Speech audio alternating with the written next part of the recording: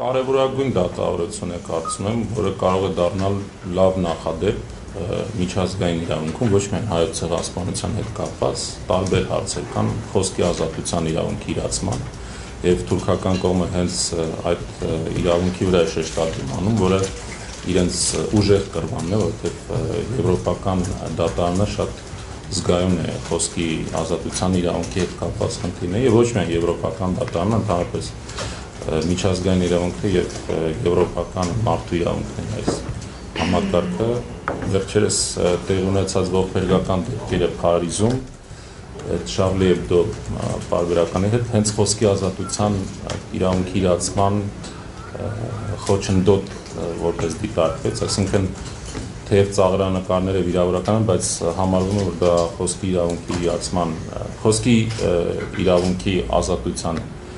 հետ կապված խնդիր է, ոչ թե վիրավորանքի կամ այլն։ Բայց մյուս կողմից Շվեյցարիայի Այո, ժխտողական։ Ես ուզում եմ ասել, թուրքական կողմը այդ կռվանն է օգտագործում խոսքի ազատության իրավունք, որ պետք է դեմոկրատական հասարակությունում քննարկումը լինի ազատ, բոլոր այդ թվում ծանր եւ բարդ հարցերի շուրջ մեր փաստարկներն նույնպես շատ ուժեղ են, որովհետեւ մենք հիմնվում ենք պատմական փաստերի վրա։ Ընդհանուր կոնսենսուս ըստ դատարանի առաջին այցանի չկա, արդյոք հայոց ցեղասպանություն տեղի ունեցել է թե ոչ միջազգային հանրության մոտ։ Մեր կարծիքով այդ կոնսենսուսը իրականում կա, որովհետեւ բազմաթիվ պետություններ օրենքի մակարդակով կամ հայտարարությունների մակարդակով ընդունել են հայոց ցեղասպանությունը, կան անհերքելի ապացույցներ, փաստական ահռելի մի նյութ կա, որը կարող է օգտագործվել դատարանի կողմից, եւ այն միջազգային հեղինակավոր իրավաբանների, պատմաբանների կարծիքներ կան եւ այլն եւ այլն։ Այսինքն ցանկության դեպքում ցանկացած դատարան, եթե արդար դատավորություն լինի եւ բարի կամ դրսեւորի ինքը կարող է ճանաչել այս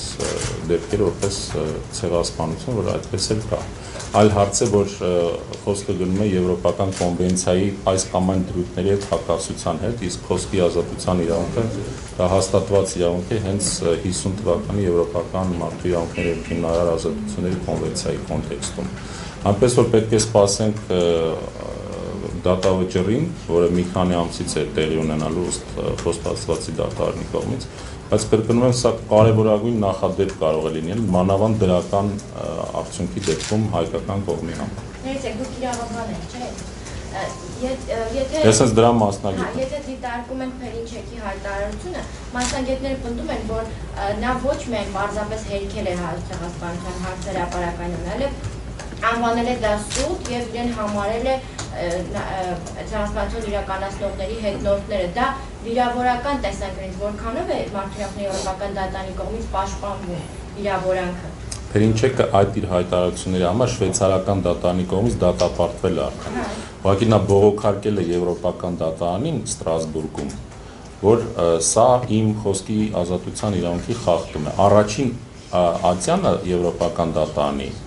իր հայցը բավարարել է 2013 թվականի դեկտեմբերին։ Հիմա մենք վերաքննիչ, այսպես ասած, պալատին ենք դիմել եւ դատավորությունը այնտեղ է ընթանում։ Կողմերի փաստարկները հիմա երկար կտևի բանը։ Ես հիմնական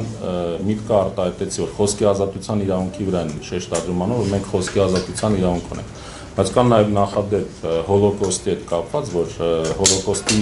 ժխտումը տարբեր երկրների ընդհանրապես միջազգային իրավունքում դա դատապարտելի, քրեորեն պատժելի արարք է։ Մենք նույնպես պետք է հասնենք նրան եւ կամաց դրան գնում ենք, որ հայոց ցեղասպանության ժխտումը եւ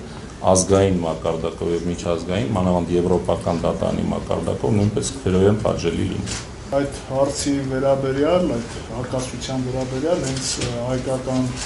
կողմից փաստաբաններ խոսել, այսօր կարդացի այդ տարբերությունը ինքը իր խոսքում շատ լավ հիմնավորել էր որն է խոսքի ազատությունը եւ որը ոչ միայն ժխտողականությունը, այլ կրոնական թշնամանքը, ռասիզմը այդ տարբերակումը տվել են, քանոր առման պետք է ասեմ, որ ցանկացած պարագայում սա սովորական բան չի, այստեղ բավականին շահեր բախվելու են։ Հիմա եթե բացառապես արդարադատության տեսանկյունից նայենք, միանշանակ նույնիսկ դատարանը այդ գործը չպետք է վարույթ ընդունել, որովհետև ուղղակի փաստը ակնհայտ է հայոց ցեղասպանության փաստը եւ այն ընդամենը քաղաքական տարբեր շարժումների կամ ճնշումների համար է օգտագործվում եւ քննարկվում, բայց ինքը իրողությունը արդեն ակնհայտ է, որ այդպեսին ճանաչված է։ Նույնիսկ մենք գիտենք, որ 80-ական թվականներին Եվրոպարլամենտը ճանաչեց այդ փաստը, այսինքն խնդիրը կա։ Ինչ վերաբերվում է ինչ ուղղությամբ կընթանա, ապա արդեն ավարտվել է, դատավճիռն է մնում։ Հենց դա եմ ասում։ Այդ ինչ ուղղությամբ կընթանա, դատավճիռն է կարևորը ցանկացած հարաբերում։ Եթե չեմ սխալվում, գրված է, որ 8-ից 9 ամսվա ընթացքում նոր կասեն, իսկ 8-ից 9 ամսվա ընթացքում երկիր մոլորակում շատ պրոցեսներ են զարգանալու եւ ըստ դրա երևի թե համապատասխան դրան նաեւ հնարավոր է որոշում կայացվի։ Ես հույս ունեմ, որ այնուամենայնիվ աշխարհաքաղաքական շահերը չեն գերակշռի եւ արդարադատությունը կհաղթանակ լայնի։ Հենց դա եմ ուզում հարցնել, որտեղ շատերը նշում են, սա ավելի շատ քաղաքական հարց է, քան իրավական։ Թուրքիան իր ամբողջ ծանր հրետանին գործի է դրել, նույնիսկ կաշառքի գործարքների է գնում։ Հաշվի առնելով Եվրախորհրդում է խավիարային դիվանագիտություն հնարավոր է դա նաև տեսանելի լինի մարդու եվրոպական դատարանում։ Չեմ կարծում։ Եվրոպական դատարանը դեպք չկա, որ կաշառք վերցնելու փաստ արձանագրվի եւ ըստ դրա որոշում կայացվի։ Մենք մի քիչ մեր մտածելակերպից պետք է դուրս գանք այս առումով, նույնիսկ վիրավորական կլինի եվրոպական դատավորների համար այդպիսի բան ասել։ Այլ հարցը որ քաղաքական ենթատեքստ միշտ էլ կարելի է գտնել, այնուամենայնիվ ծանրագույն պատմական եւ քաղաքական հարցի քննարկում է։ Թե ուղղակիորեն քննարկումը այն մասին չէ հայոց ցեղասպանություն տեղի ունեցել է, թե ոչ։ Քննարկումը այն մասին է, որ շվեյցարական օրենսդրությամբ Շվեյցարիան դրույթ ունի, որ հայոց ցեղասպանության ժխտումը քրեորեն պատժել է, ոչ միայն հայոց հակառասիստական օրենք է դա կոչվում։ Փերինչեկը վիճարկում է, թե արդյոք դա եվրոպական կոնվենցիան չի հակասում այդ դրույթը, որը